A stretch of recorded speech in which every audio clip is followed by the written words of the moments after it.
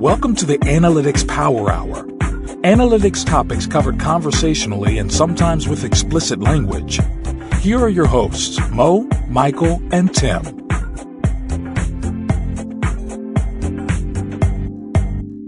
It's episode 172 of the Analytics Power Hour. Your hosts are Mo, Tim, and me, Michael. Hi, Mo and Tim. Hi. Hello. Hey, do you like this? I'm still trying new things with the intro. Can you tell? Keep trying. Very creative. Well, I figure it's time to tweak. Okay, listen, data's everywhere. It's just simply not going away. I mean, plenty of people do seem to ignore it to their peril, but if we're trying to make sense of the world and making good sense of data, it's absolutely critical that we learn how to use data correctly. In business, we call it data literacy. And truthfully, it's a mandatory skill set for almost anyone.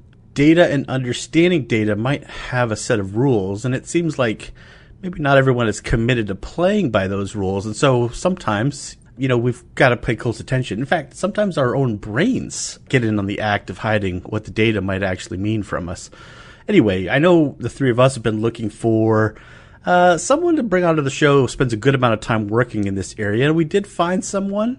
It's our guest, Tim Harford. Tim is an economist, journalist, and broadcaster. He's the author of How to Make the World Add Up, or The Data Detective, Messy, and The Million Selling, The Undercover Economist. Tim is a senior columnist at the Financial Times and the presenter of BBC Radio's More or Less, How to Vaccinate the World, and 50 Things That Made the Modern Economy. Mo, I know you had a personal connection to that one. I know my dad is so excited that you're on. That's pretty cool. I feel like for the first time ever, my dad is like, oh, I get what you do now when you talk about data. And he also is the host of the podcast Cautionary Tales. Tim has spoken at TED, PopTech, and the Sydney Opera House. He is an associate member of the Nuffield College, Oxford, and an honorary fellow of the Royal Statistical Society. Tim was made an OBE for services to improving economic understanding in the New Year's honors of 2019. And today he is our guest coming from the country that brought us number wang. Welcome, Tim Harford. Oh, there's no better introduction than that. It's great to be on the show. Hiya. Hey, there you go. I hoped you would get the reference. That's awesome. Yeah.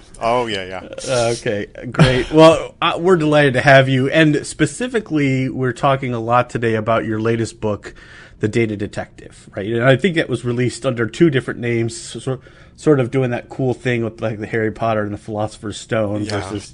So I see what you did there. Nicely done. Yeah, not my choice, but yeah. So it's the Data Detective in the US and Canada and Guam for reasons. And it's how to make the world add up in the UK, Australia, India, South Africa, but basically the rest of the world. Well, in any case, we're delighted, and our listeners do hail from all those places, so do look for that book. But let's talk a little bit about it.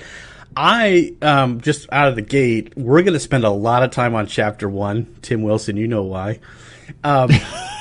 Because that's how far you made it? No, because it's about your feelings. That's very cute. No, because the first thing you cover in the book is your emotions as it pertains to relating to data. And I've never seen a book about data lead off with that. And so that was just really compelling as I started digging into the book.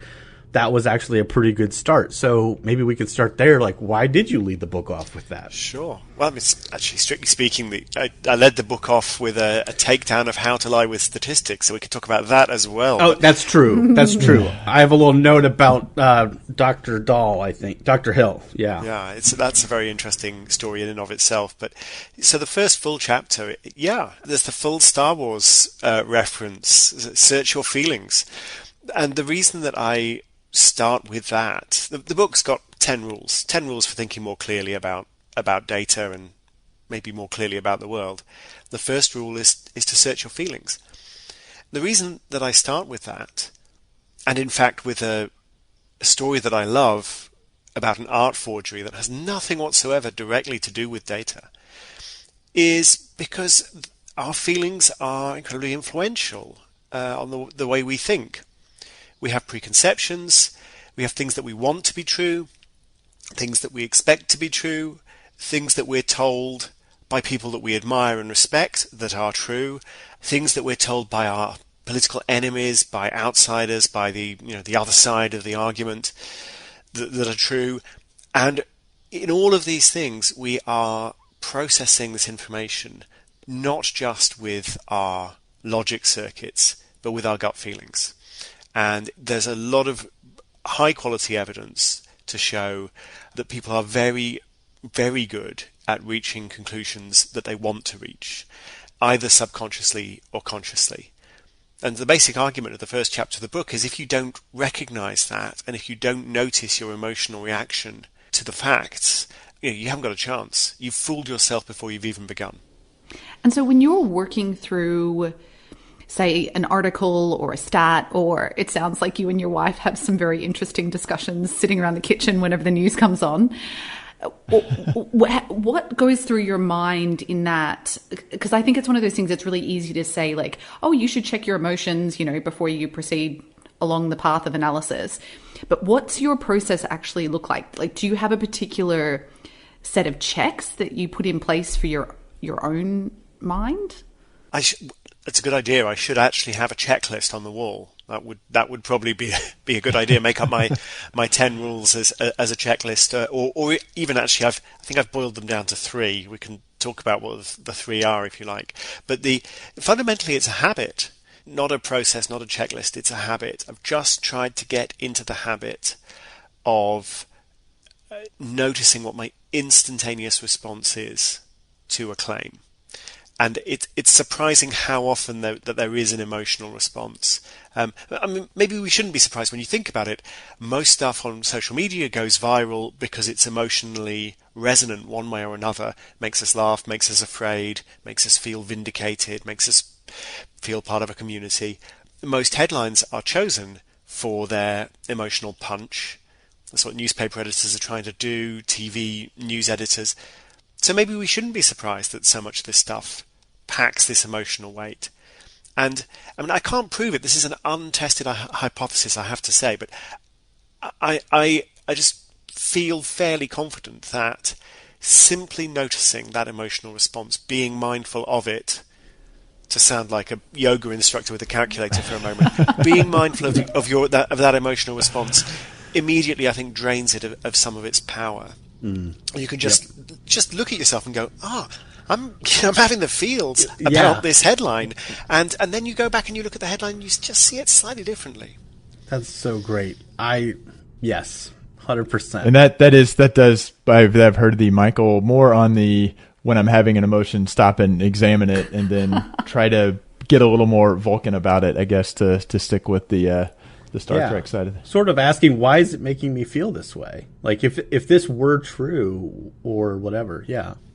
Yeah. Although on the subject of being more Vulcan, everybody should read Julia Galef's book, The Scout Mindset, which is about just sort of being more curious about the world. And there's some interesting overlaps with A Data Detective or How to Make the World Add Up. But one of the points she makes is that Spock, who I recognise is only half Vulcan, Spock's actually really terrible at logic.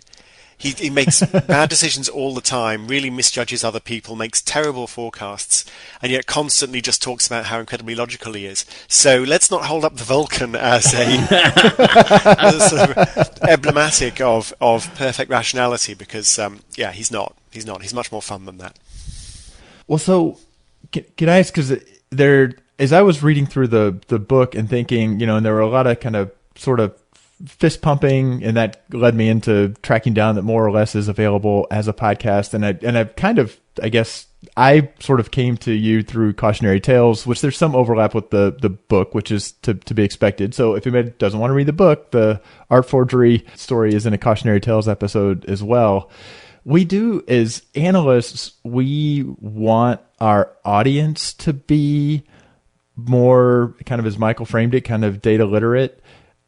So do you have thoughts on how to, like, I want to run out and get stakeholders to, like, get my business partners like, oh, read this book. Like, it will make you think more rationally, but we don't have, or not, again, now I'm feeling like I'm second guessing every word that I'm using. Like, I think recognizing that happens is still a really, really powerful tool for the analyst, but it's a little tougher to be prescriptive with others. Tim, I love it when you ask the same question as me, but you say it much more eloquently. It's like... You're right. And a lot of people ask me, in a nutshell, how can I stop my dumb friend being dumb? Or how can I stop my dumb uncle or my dumb client or my dumb boss or whatever? How can I stop them being so stupid? To which my answer is, well, don't worry about them. Maybe try and get your own head straight first. If you stop trying to be so stupid yourself, and if you can fix your own thinking, because we all make mistakes in the way we think. If you can fix your own thinking, then isn't that enough? But it is true that we're always wanting to fix other people. There's a huge appetite for that, and I'm never quite sure what to advise in terms of persuading other people to be rational. But yeah, I always try and start with yourself. Do you think though that there is, I guess, this degree of damage that has been done by books like Lies, Damn Lies and Statistics, or, the fake news saga, or like there are all these, I guess, other schools of thought that are constantly telling people not to trust numbers, and that, I mean, particularly in our industry, working in data and analytics, part of our job is trying to convince people, like, actually, we should be making decisions using these numbers for whatever reason in whatever context. Is it worth the fight? But the numbers aren't perfect, and they're not simple, and it's not clear, right? I mean, the numbers aren't perfect. Yeah. But is it still worth, like, how do we still then make the case for this is how we should make our decisions? Yeah. So I mean, I think that I talk towards the end of the book about the work of Baroness Honora O'Neill, the philosopher, who's become something of an authority on the question of trust. And so a couple of points that she makes that I find really interesting. First of all, there's no point just calling for people to be more trusting. Oh, trust is eroded. Everyone should just trust more. We don't want people to trust more in some generic way. We want people to trust with good reason. Yeah. We want people to trust things that are trustworthy, institutions that are trustworthy, methods that are trustworthy, and we want them to distrust people and institutions and methods that are not trustworthy. And the second point she makes, which I think I find very useful, is just trust itself is not a generic thing. Like I've got a friend who I absolutely would trust to take care of my children, but I would not trust him to post a letter. and vice versa. Yeah. People I would definitely trust to post a letter, and there's no way I'd trust my children with them. People have different skills, have different abilities. So when we're talking about trusting a process, trusting an institution, trusting a person, we're trusting them to do what? And so when we come back to this question of trust in numbers, one of the things that I'm trying to get people to do is to take a bit more responsibility for exercising their own informed judgment, to ask the right kinds of questions of the data that will empower them either to trust or to distrust the numbers as appropriate, but basically just to get a lot smarter about thinking critically. And I think once people have a bit more self-confidence, they're asking these smarter questions, they start to feel, oh, actually, yeah, I can tell the difference between something that's probably true and something that's probably not true, and something that we don't know, we need to ask more questions. I can do that. It's harder than we think in some ways, because we are surrounded by this sort of blaze of emotions and tribal reasoning and so on. But in other ways, it's easier than we think. Like, statistics and data science can be incredibly technical, but most of the questions the layperson needs to ask are not, in fact, that technical. They're fairly straightforward. But is it? There's kind of in the business or the marketing context, it does seem like there's and I don't want to say, again, it's an oversimplification to say healthy skepticism. I have memories kind of as I was entering the analytics world of being frustrated with statisticians who couldn't give me a black and white answer. And now I am, and have been for a number of years, that guy who can't give a black and white answer. And we run into that all the time as we're trying to present. Somebody says, how much traffic came to the website? And you get to it's not sampled because I know everybody who came to the website. But then you talk to the analyst who says, well, there's these 7 or 8 caveats that when we say this is how much traffic came to the website, I'm just trying to get a sense of the scale, but it's still giving you the right scale. So trust it to the point. This is giving you an order of magnitude. It's not giving you even though we've given you down to the nth of a digit, it's not that precise. And in trying to walk that line between saying, let me make sure you understand that none of this stuff is perfect, but I also don't want to undermine the trust that you have in me that I know how to get the data that you're looking for. Yeah, it's a good point. I think one of the things that I think we need to get better at doing, both as suppliers of data or suppliers of analysis and as consumers of data and analysis, is asking or explaining what's basically going on here.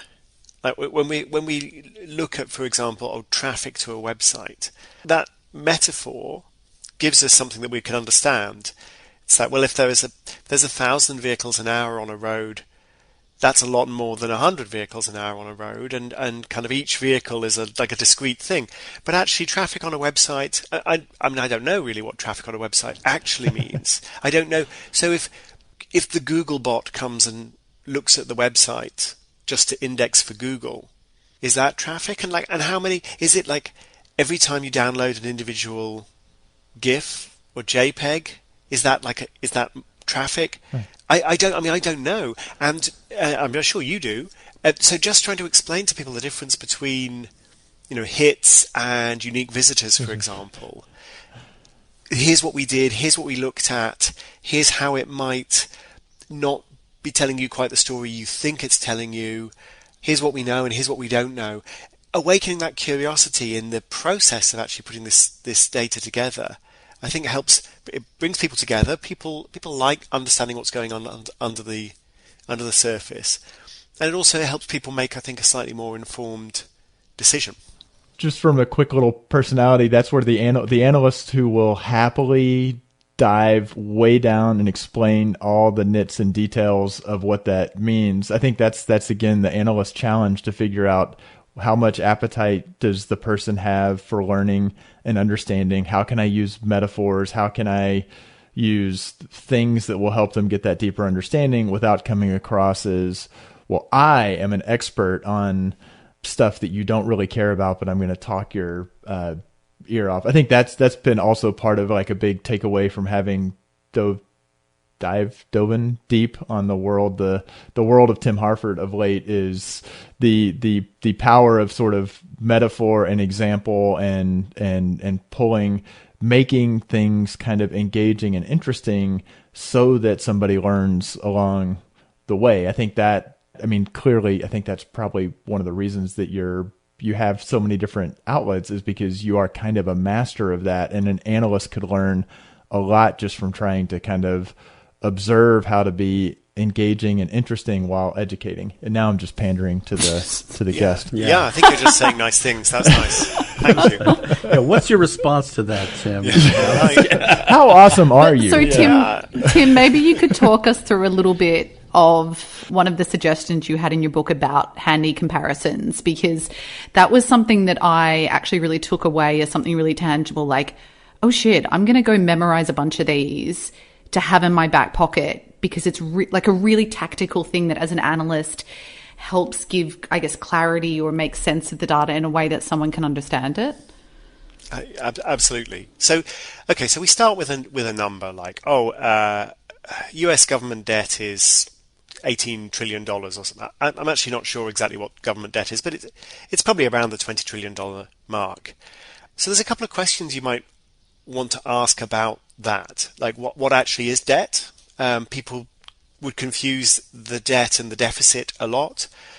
You might say, does it include things like an obligation to pay military pensions?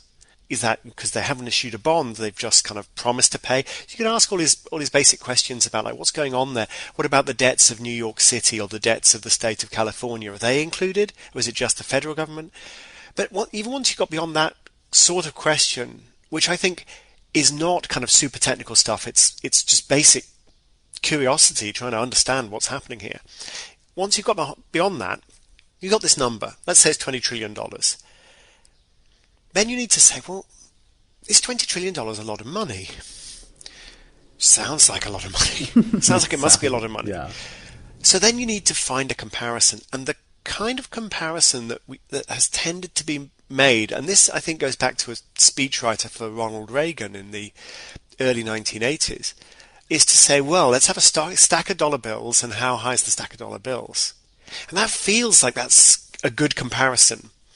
It's, it's vivid, and you can kind of picture a big old stack, and you're like, yeah, I understand. It's no use at all. You're getting stupider listening to that kind of comparison, even though it's very, very popular. Because, well, here's one question. How many dollar bills to the yard? Like, I know because I looked it up, but is it 100? An interview question. Is it a million? I mean, it's probably like 1,000 or more. Yeah. It's less. It's got to be less than 100,000. I don't know. You realize you're converting a number that at least is clear into an image that is completely unclear. Turns out it's about $8,000 to the yard, for what it's worth. And if you then say, okay, well, it stretches into space, or it stretches to the moon, or it stretches to the sun. Well, actually, space and the moon and the sun, they're three quantities that are totally different. And again, most people don't know how far away space is. I think the official definition is often 100 kilometers, about 70 miles. I may have misremembered that. The moon is about 250,000 miles, I think. I mean, none of this is helping. What does help is to compare numbers to quantities that we do understand. So, for example, to compare US debt, you could just quickly say, well, hang on, and I actually don't know this number off the top of my head, so let's do it right now, because it's not that hard. There are 325-ish million people in the US, so that's a third of a billion.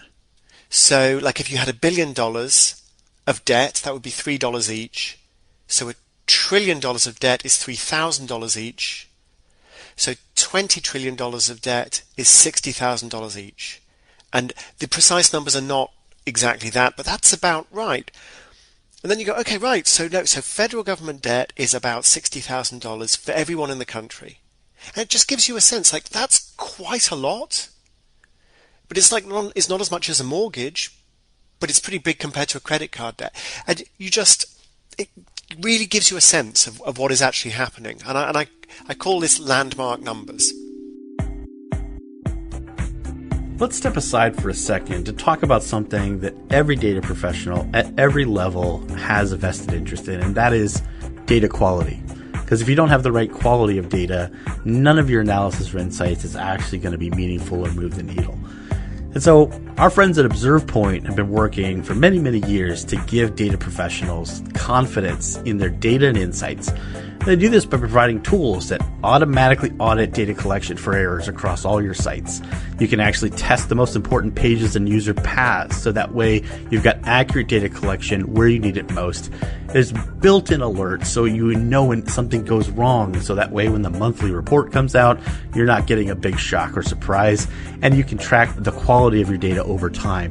So if you haven't looked at ObservePoint recently, or you've never heard of them, we recommend go over to their website, request a demo. You can do that at observepoint.com/analyticspowerhour, all one word, to learn more about ObservePoint's full set of data governance capabilities. All right, let's get back to the show. Okay, Tim, so we've started to touch a little bit on a concept that you introduced us to in your book, which I was actually walking my new baby around and I had to stop the pram because I was like, oh, that's what this is called. Premature enumeration was this concept in your book that I just suddenly, I felt like everything that I had gone wrong in every meeting ever with someone, I was like, this is what happened. Yeah. You kind of made it up, right? So, I mean, premature enumeration is something that I end up discussing a lot with my wife, because we'll be listening to the radio in the morning and there'll be a headline, and she's got this idea of me as a professional nerd, that I've just got this big spreadsheet of every fact in the world in my head, and so somebody will make this numerical claim, and she'll turn to me and she'll say, "Well, is that right?" And generally the answer is, "Well, I don't know," and the reason I don't know is because I don't actually know what they're talking about. I don't actually know what they're measuring.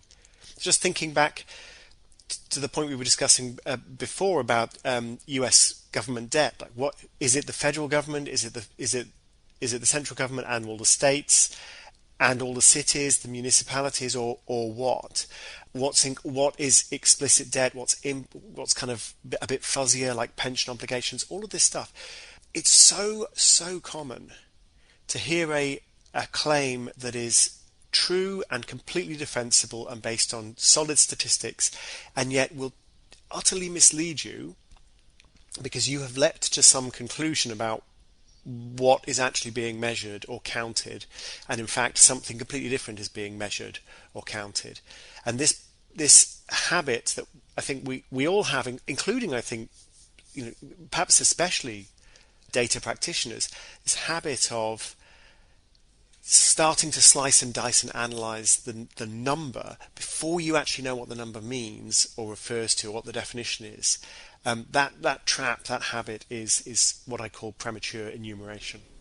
So just one example from my work, we have a term called annual recurring revenue.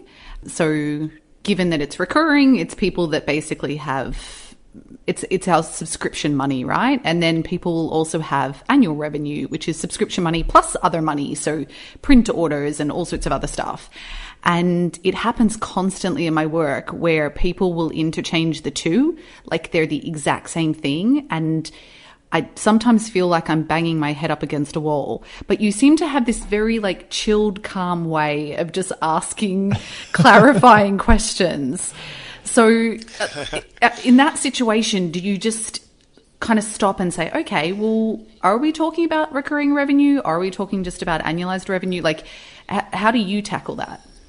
Yeah, absolutely. Well, I think annualized is different from annual, if I want to get really nerdy. Am I right? That's right. So, yes, that's true. That's true. Just saying. But yeah, it does help, I think, to try to be calm. Somebody reviewed the radio show, more or less, and accused me of having been chemically altered in order to keep my cool, which is I took as a compliment. I think it was meant as a compliment. I certainly took it as a compliment, because you don't get any smarter by getting angry. It doesn't help. So yeah, I'm just trying to sort of ask these questions that clarify the situation, that clarify what's going on.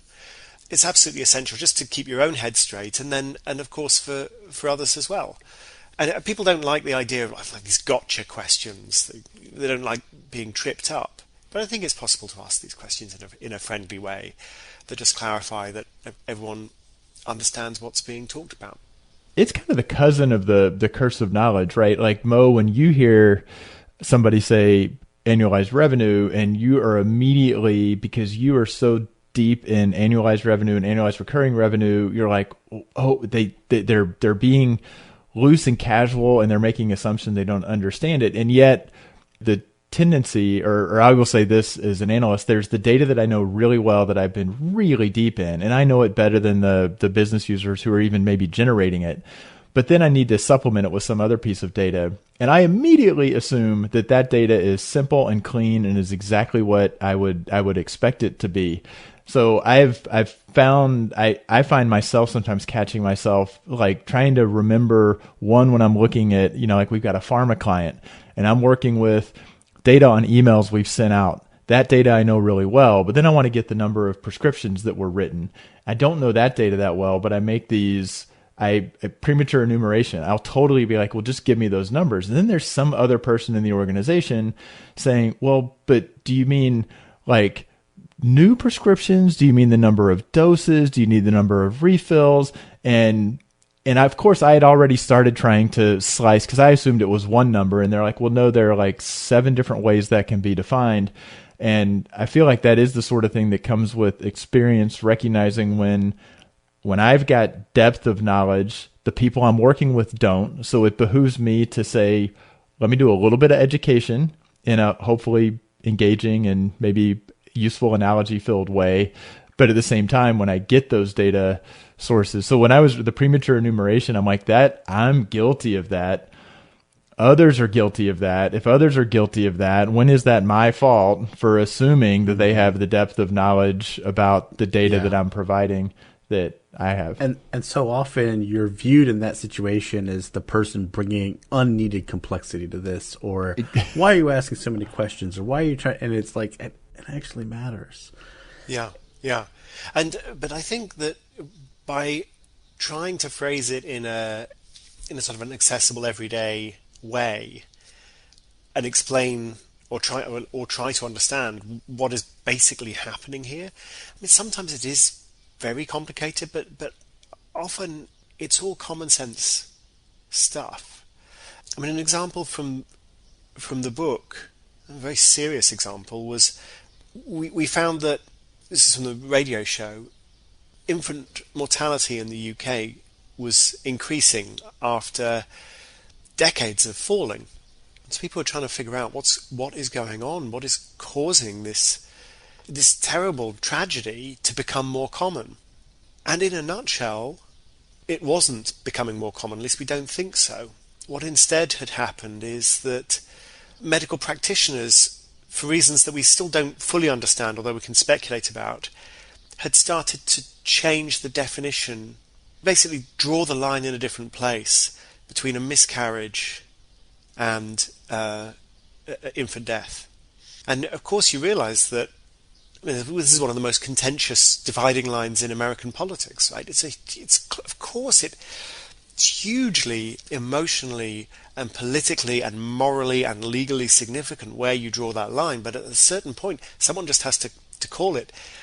And what was happening was that doctors and nurses were saying, actually, we're no longer going to call this particular tragedy a late miscarriage. Instead, we are going to say this was a premature birth and that the baby died.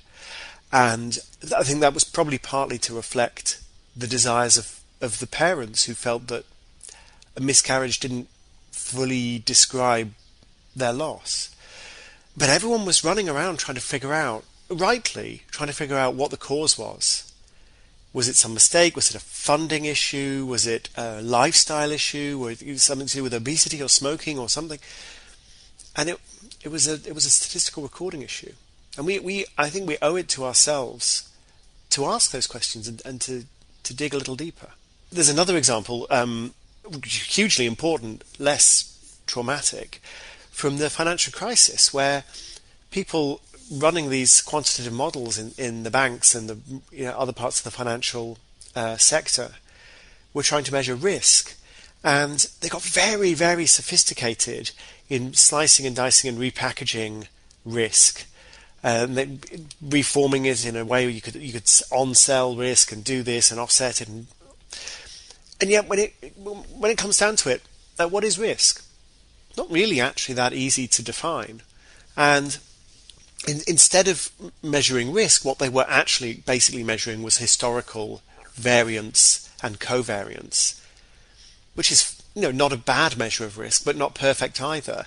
And the more sophisticated you get at the way you sort of slice it up and repackage it and start making trillion-dollar bets on it, the more the subtle difference between risk and historical variance starts. That subtle difference starts to become incredibly consequential, and that's one of many reasons why the entire global financial system melted down in 2008. It was premature enumeration all over again.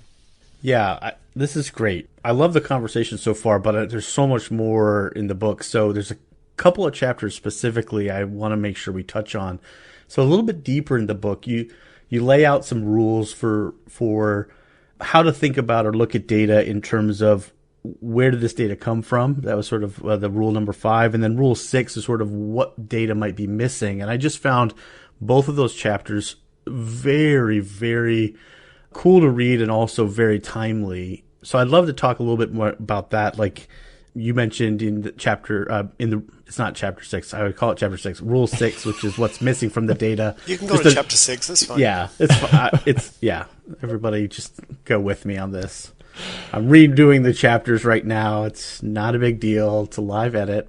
So many studies that we all quote and these kinds of things from history are just massively missing whole swaths of the population from any kind of representation at all, including, like you made mention of, sort of the famous Yale shock study that was only men were involved. Milgram's electric shock experiment. Yeah. Yeah. Only men for no obvious reason.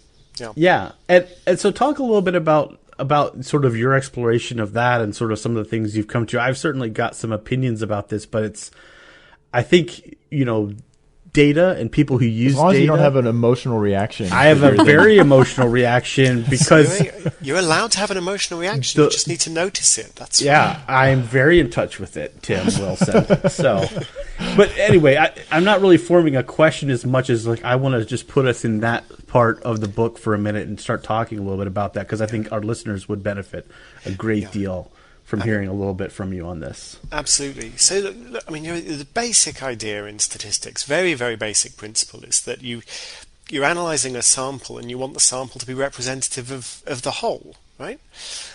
But which whole are you actually representing, and who's missing? So we could talk about I'm sure most listeners will know the very famous example of the 1936 US presidential election, and Literary Digest trying to forecast this election and catastrophically misforecasting, despite an absolutely huge sample. It's a sample of over 2.5 million people, which is extraordinary in 1936, but just turned out to be a very, very unrepresentative 2.6 million people that they sampled. So they got it wrong. There are issues here of inclusion and representation in the more sort of the political sense. So my favorite example of this comes from Caroline Criado Perez's book, Invisible Women. Oh, I love her book. It's terrific. It's absolutely terrific. She talks about the original trials of sildenafil. So sildenafil is this drug that maybe it's going to treat heart pain. So it's tried out on a whole bunch of people. And they discover this interesting side effect, which is magnificent erections. And so sildenafil then gets sort of remarketed and repackaged as Viagra. And the rest is history. Except when you hear that story, you go, well, hang on, but presumably the women in that study weren't getting magnificent erections. And the answer is, well, actually, the women in the study didn't exist. There were no women in that trial. It was just tried on men because it's just easier, because you don't want to be trying new drugs on pregnant women, and most women might be pregnant, so we don't want it's just easier to just do, because we know men aren't pregnant, so that's fine. So it was all men, and so they found this side effect in men that turned out to be really useful. More recently, there has been some work that I think is far too small and preliminary to be confident of, suggesting that sildenafil might actually be a very effective treatment for menstrual cramps, for severe period pain, which is a problem for a lot of women. Now, it could have been if they had some women in the initial trial, they would have found that 25 or 30 years ago. But they didn't, so we're still wondering. And meanwhile, Viagra's been around so long, it's now off patent. So, I mean, that's just an example of the way in which you can exclude a whole class of people without even realizing that you've excluded them. And it's bad statistical practice, but it's also extremely unfair. One of the things that you touched on was academic research and the publishing bias. And you mentioned that basically if a study has been shared previously, journals are not likely to publish a second story, a second article that has similar results or basically is confirming the result. Do you know if that's true even if it's tested on a completely different group? Like, let's say we did have a medication that was only tested on men, but now they have results on women. Would that also still be excluded, or would that... Well, that's a very interesting question to which I don't know the answer. I mean, I think that for medical trials, they tend to be much more inclusive now in general. So, like, each additional medical trial, we've got institutions such as the Cochrane Collaboration, whose basically whole reason for existing is to make sure all of the medical trials that are performed get included in a big meta-analysis. So I think, and I'm not an expert on this, that if you manage to get the funding to run a medical trial, which is not a trivial thing to do, by the way, it's much more expensive than to say sort of test a hypothesis on like 96 psychology undergraduates, which is the more sort of standard practice. If you manage to put together a proper clinical trial, that's going to be published somewhere, and that's certainly going to be, if it's a decent standard, it's going to be reflected in the meta-analysis published by the Cochrane collaboration. I think more of an issue is that you've got these often quite small studies that produce these results that I think are highly questionable, and somebody comes along with a bigger study and arguably a better study. Quite often the result goes away, and much harder to publish the second study because people are saying, well, we kind of already knew this. Well, this is a different result. Well, yeah, but this has been studied already. I think this situation is improving, but slowly, and journals are still in the entertainment business, right? Even if it's a very niche, very nerdy bit of entertainment, they want to engage their audience and excite people with something new, rather than say, well, we checked that thing that everyone kind of thought was true all along. We thought we'd go and check, and it's sort of still true, but maybe not as true as we've got. The effect size is small or whatever. People aren't so interested in that. It actually solidified, I guess, in my mind that that's a really good practice for us to get into in a work context, because we often do run tests and we see a result and then we're like, great, let's now roll this thing out to 100% of our users and let's assume that we're going to see this effect forever. And the truth is, it's good practice to go back and retest and make sure that hypothesis still stands up. And it's something, absolutely. I mean, I do sometimes think it's a luxury when you're, super busy at work, but your book actually really solidified for me that's something we should all be doing as analysts, is going back and retesting. Yeah, for several reasons. One is because the world changes. One is because the original result might have been a fluke. It is surprising how often flukes can happen. You think that the standard statistical controls are ruling them out, but they aren't really. And also just, you never know. You never know. Go and check again. It's astonishing how much stuff evaporates under scrutiny. And when you're asking some new question, a fresh question, it's worth just checking the original question first. I mean, there's an example of this in the book. I talk about this very, very famous study of jams in a fancy supermarket in California, and this famous study is that, if you try and get people to try these free samples and then maybe to buy some jam, if there's loads and loads of different options, they'll try your free sample but they won't buy jam. But if there are just a few options, they'll try your free sample and then they'll buy jam. This is a very famous result because it's a bit surprising, it's counterintuitive, but it's not crazy counterintuitive. It hits this real sort of sweet spot. So the reason that we now think this is quite possibly not true is somebody trying to rerun the experiment in order to then amplify, clarify, analyze, break it down and ask, well, when does this happen and when does this not happen, and just trying to take the field forward. But before he took the field forward, he's a guy called Benjamin Scheiberhenner. He first said, well, let's just sort of establish a baseline and just redo the original experiment. Effect's gone. It's astonishing how often this happens. It's unnerving how often this happens, but as I describe in the book, everything we see goes through what I call the interestingness filter. Now, the more interesting it is, the more likely you are to see it, no matter where you're searching for information. But also, the more interesting it is, the more likely it is to be some kind of outlier or fluke, one way or another. But it gets back to that, understanding a degree of the data, the running like sometimes digital analytics people will run an AA test where they say, let's split our traffic and give them the same experience. And then they'll see a difference and they'll say, aha, this entire thing is flawed, as opposed to saying, no, like you need to understand variability. So also when you run an A/B test and you're seeing an effect, there's variability within that effect. If you repeat you're not going to get the exact same result because you're running at a different point in time with a different sample from a different population, because it's a different population in time.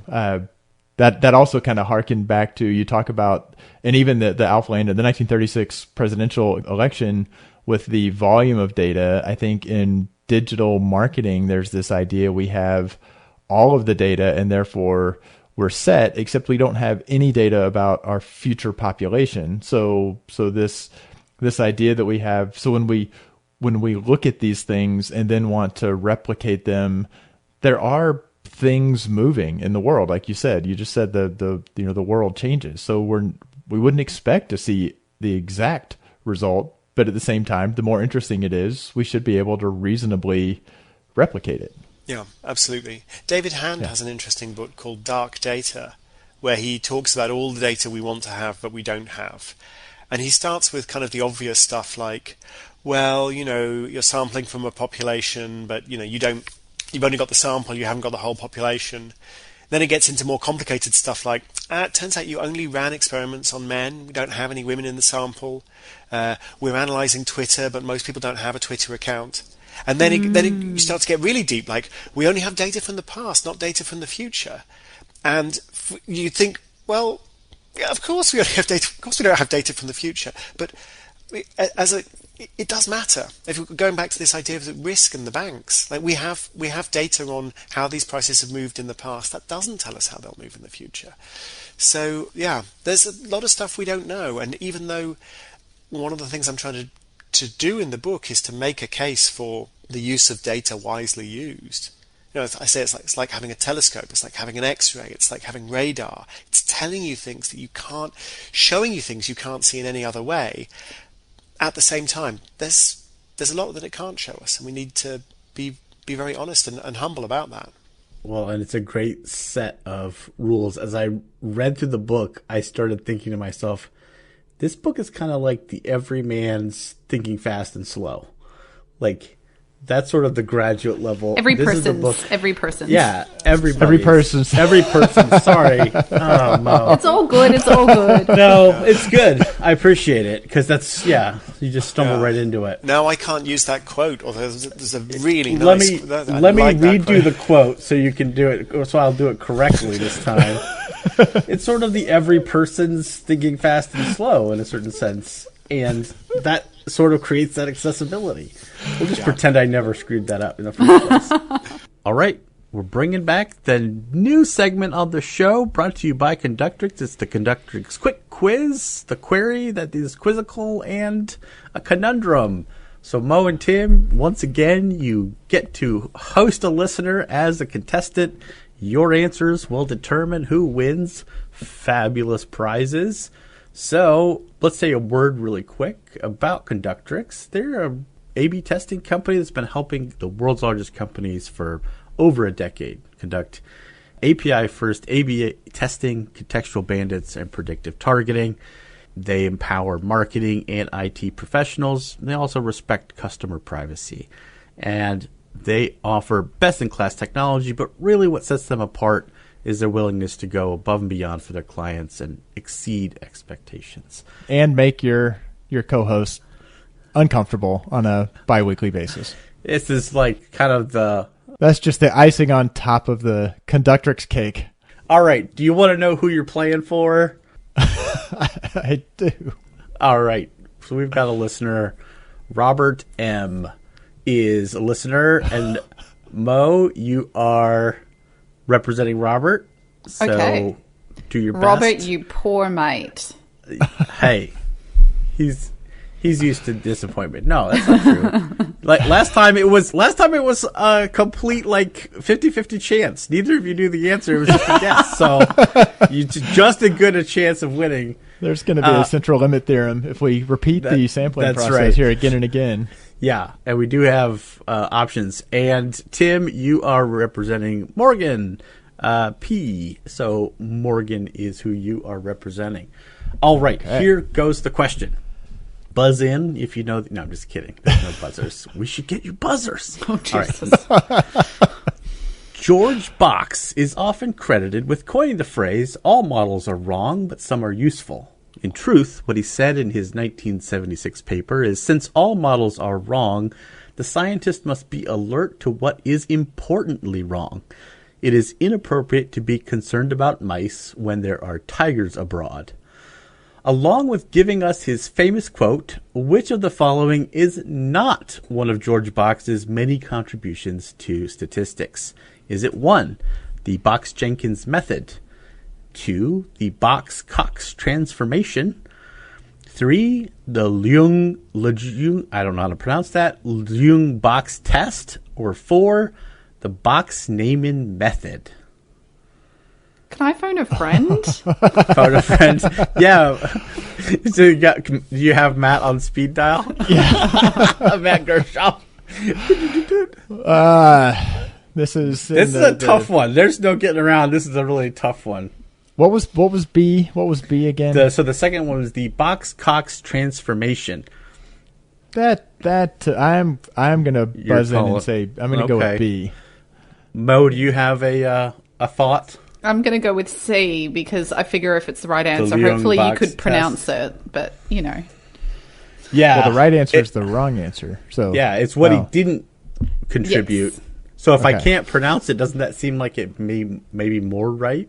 Well, now you're reverse psychology me and doubting my own guess. Like Peter Sagal coming in here with like the.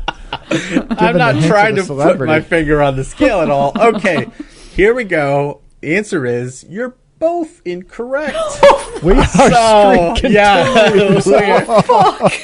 This is not a pre-recorded portion of the show. There is no advanced knowledge of what's happening. This is just how it works. So now you're choosing between the Box-Jenkins method and the Box-Neyman method. Let's talk quickly about the Box-Cox transformation. It's used to transform data from a non-normal distribution into an approximate normal distribution. And the Leung-Box test is a statistical test of whether any of a group of autocorrelations of a time series are different from 0. So those two do exist. So now it's the Box-Jenkins? Box-Jenkins or Box-Neyman. Okay, I'll let you go first, and I'll take the other one, but I know which one I want to say is not him. I just have a gut vibe, so I feel like maybe you should go with your actual No, go with your gut. opinion. I'm pretty sure. No, mine's not informed. I'm going with A. Going with A. Box-Jenkins. And that's good, because I was leaning towards D. He definitely Box-Neyman. did not do Box-Neyman. He definitely did not do 4D, Box-Neyman. Yes. Which means, Morgan, you're a winner. And here we go. It always comes down to a 50-50, and Tim still pulls out the win. But Neyman, there's some other Neyman, because there's Neyman is a something else. That's Neyman kind of shows the usefulness of this whole thing, is so you can kind of iterate through all the answers and finally get to the right one, just like you can with conductrix and A/B testing. All right, let's get back into the rest of the show, and thanks for doing the quiz. All right, we do have to start to wrap up, even though this has been such a tremendous conversation. Tim, thanks so much for being here. So one thing we love to do on the show is just go around and talk about something we've seen recently that's been of interest and think maybe might be of interest to our audience. So, Tim, you're our guest. Do you have a last call you'd like to share? Sure. Well, I think I mentioned it briefly already, but Julia Galef's book, The Scout Mindset, is a really fun read, published a few weeks ago. She's helping people think in an open-minded and curious way about the world. And her basic argument is we should be thinking like scouts. Like, there's a lot of stuff we don't know. We're trying to map out the territory. We're trying to figure out what's out there, rather than thinking like soldiers, where we've got a position and we need to attack the enemy and we need to defend our position. What surprised me about the book, apart from the really cool riffs on Spock, which are great, what surprised me about the book is how much energy she spends, in a good way, just making a case for, like, this is something you should want to do. So as well as giving you all kinds of tips about thinking more clearly and seeing the world more clearly, she's actually saying this is the right thing to do. This will benefit you. There are the benefits of being very sort of defensive and aggressive in the way you think about data. They're often illusory. So I love the book, and I recommend it a lot. The Scout Mindset by Julia Galef. Nice. That's great. Awesome. All right, Mo, what about you? Well, since I have been on a bit of a hiatus, I have a twofer. So one is actually a tip from Tim, which completely got me thinking. It was kind of about like how you zoom out on a particular issue and then zoom in, and that there's a big difference between what you read in the paper every day versus what you might read weekly, monthly, quarterly. And I'm a big person, like I do sometimes like weekly magazines or like quarterly essays and that sort of thing. And now I feel like I have an emotional response about why it's an okay thing to read those instead of checking the news every day. But I really like the perspective of like, if you don't, like you take time to read, say, quarterly articles or books, you're going to read something more in depth than just, the daily article. And I thought it was, I don't know, it was kind of a nice perspective to remind me to make time to read those longer articles. And the other thing that I've just been weirdly obsessed with, which I thought I'd share, I've been listening to the Land of the Giants podcast. And the first season is about Amazon, second is about Netflix, and third is about Google. And I like churn through each season in like 2 days. So if anyone wants to read about some of those tech giants and some of the weird and wonderful things that are going on with them, Land of the Giants. Very nice. All right, Tim. Other Tim. So this will be a twofer on two levels. I'm going to pander again. So I am going to actually, one thing we didn't talk about was and I just stumbled across and made the connection, and Tim confirmed that I was making the right connection. But Cautionary Tales, one of Tim's podcasts, in season 2, there's a Frittering Away Genius episode that starts off talking about Claude Shannon, which anybody who's been around Matt Gershoff for very much will have heard him reference Claude Shannon and father of information theory. But this is really kind of exploring how Claude Shannon did his most seminal work when he was quite young, and then he kind of moved on and was kind of famous for being all over the place.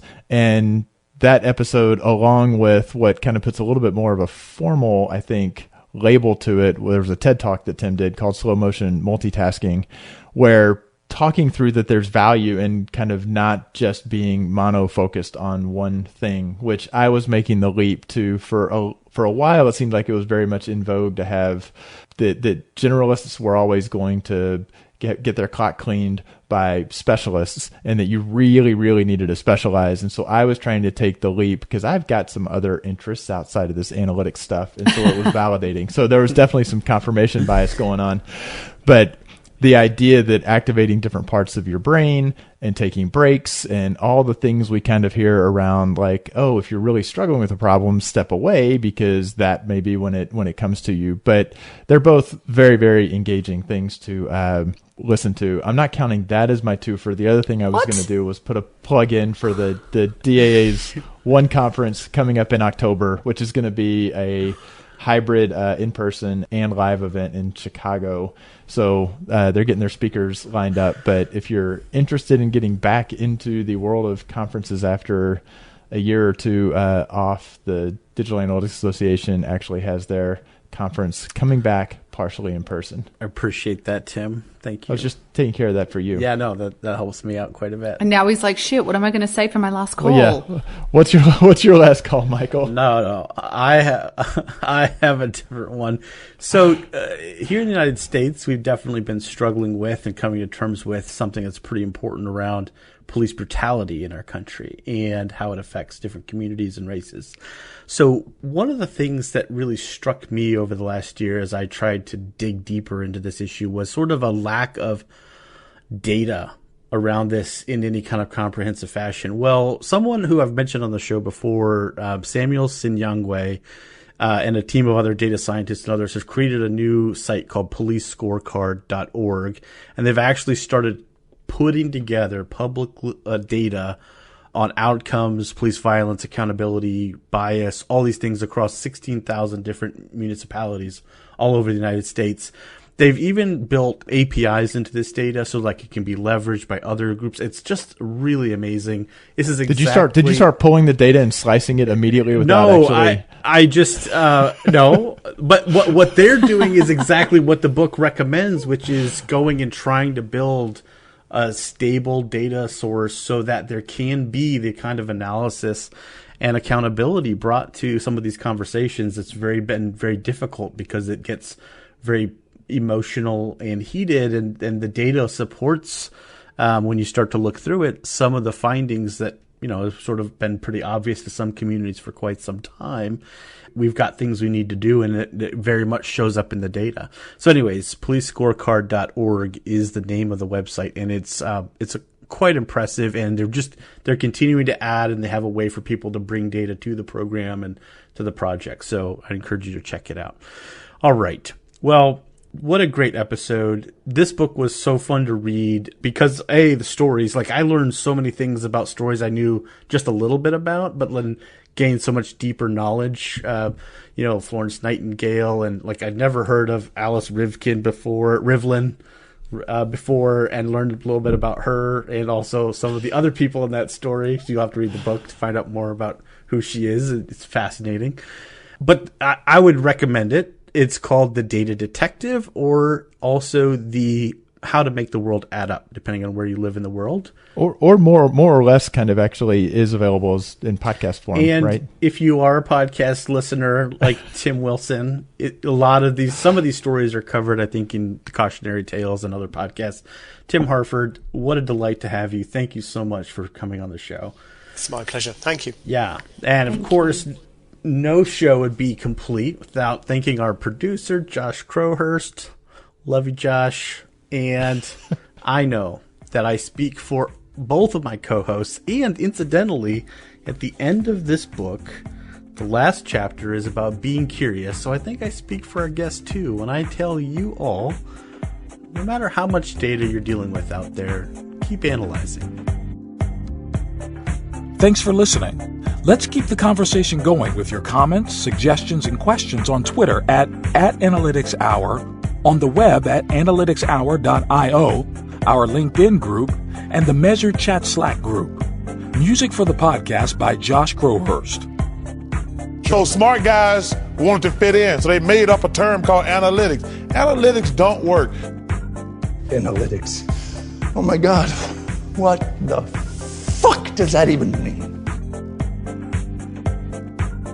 Okay, so some of you are drinking coffee, some of you are drinking wine. I'm kind of hoping that the wine is the 7 p.m. and the coffee is the 7 a.m. and not the other way around, because otherwise we have a problem. In honor of the podcast, I'm concealing what's in here, so I'm actually drinking going to tea. go there. In honor of our guest, I'm drinking tea. Okay. So I'm trying to get into the vibe. I ate an English muffin for breakfast, so yeah. Oh, wow. That's great. Feeling pretty British. No.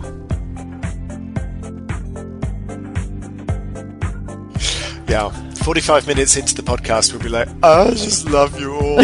That's right. We had a guest who... That has happened. Oh, that's once true. before. That's true. Yeah, it was like, we can't fix that slurred speech, can we? No. Okay. It was the early days. I'm going to stop because someone's knocked at the door. Talk amongst yourselves. Be back in 2 minutes. I think we've got it figured out, though, because the median income is about $59,984. So every person just gives up 1 year of income, and we got the debt covered. Oh, yeah. I'm so nervous. Why? Because he's so cool. He's Just like easygoing. Yes, he's really smart. So scared.